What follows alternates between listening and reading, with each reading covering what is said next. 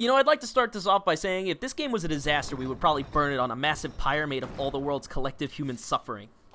God of War is the sequel to God of War 3, not called God of War 4 just to twist the nipples of anyone trying to file it numerically. I say this with the context that this game has very little to do with the past 3 games. It's a new world, new combat, new story, new console, new mythology, so it might boggle the mind as to why this wasn't even a new title in an original series. Unlike some sequels that turn their metaphorical underwear inside out to extend the marketing brand for a while, this is a new pair of underwear altogether, only retaining the original hero, Kratos, which is like taking your old underwear and gently rubbing it against the new pair so you can occasionally reminisce in your own ball sweat. I bring this up because there doesn't seem to be a very big reason to connect this to the old games at all. So hypothetically speaking, if they made a highly budgeted piece of shovelware, we would all be out for blood. Not only is this a beloved series, Santa Monica was reworking the game from the ground up.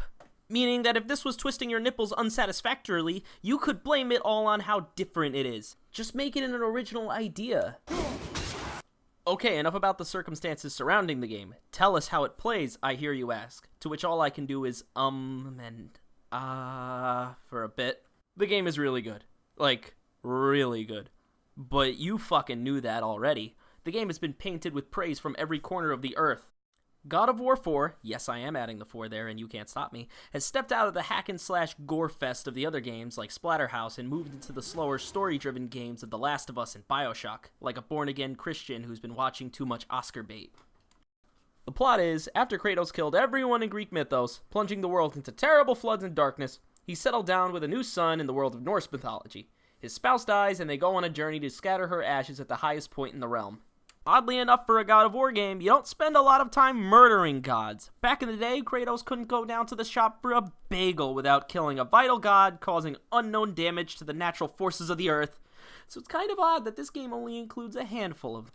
I do have a problem where the main villain doesn't seem to be really doing much.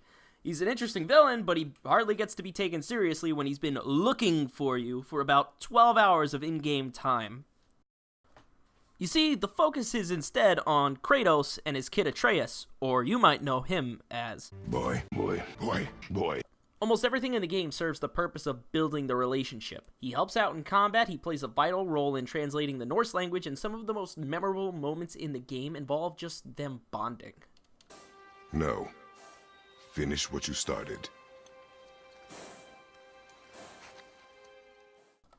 They truly are a likable combo, which is odd because without wishing to spoil, the game never pays off with the relationship it's built so neatly with any memorable strains on their relationship. This is probably the only thing God of War gains from its predecessors, as the juxtaposition of the very active-aggressive God of War versus the very passive-aggressive God of Poor Parenting is something most people can appreciate. He's much more human here, but he's still Kratos. Trust me, he's still Kratos.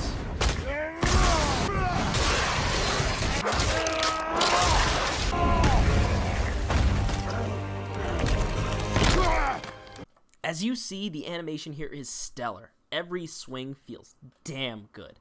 Your main weapon, the Leviathan Axe, can be thrown and recalled at will. Calling it back gives you this incredibly satisfying sound and thud as it comes flying back. Each swing feels like you're actually hitting people with a magic piece of heavy mining equipment. To be honest, the combat itself is very satisfying. When thrown, the axe will freeze the enemy it hits, swapping your moveset to a hand-on-hand style, which is just as visceral.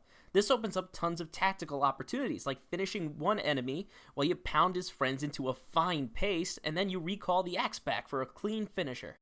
Boy helps out in combat too. He provides support by firing arrows, choking enemies to make them vulnerable, and summoning familiars. I do have some minor complaints that he always seems to be attacking targets that you're already looking to take care of instead of the massing army growing around behind you.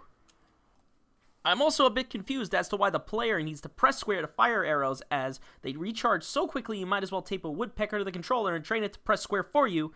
2, at the start of each arrow, it's about as effective as a water balloon. 3, he fires them on his own anyway. I would also want to mention that later in the game, the amount of attacks you have at your disposal gets a bit too big. You have your slash, your heavy slash, your slash after holding the button, the slash after a pause, the slash after you've had a tall glass of milk.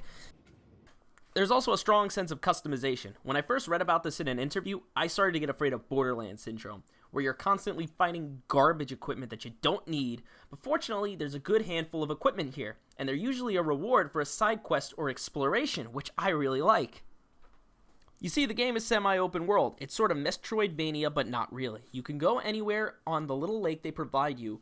You have required tools, but they will almost always be something you find. You might find a new magic attack that adds more pick and mix to the combat, or you might stumble upon a super boss that you weren't supposed to, and you become a smear on the floor with an angry Greek frown on it. This helps with pacing, but there are some moments the game oversteps that pacing.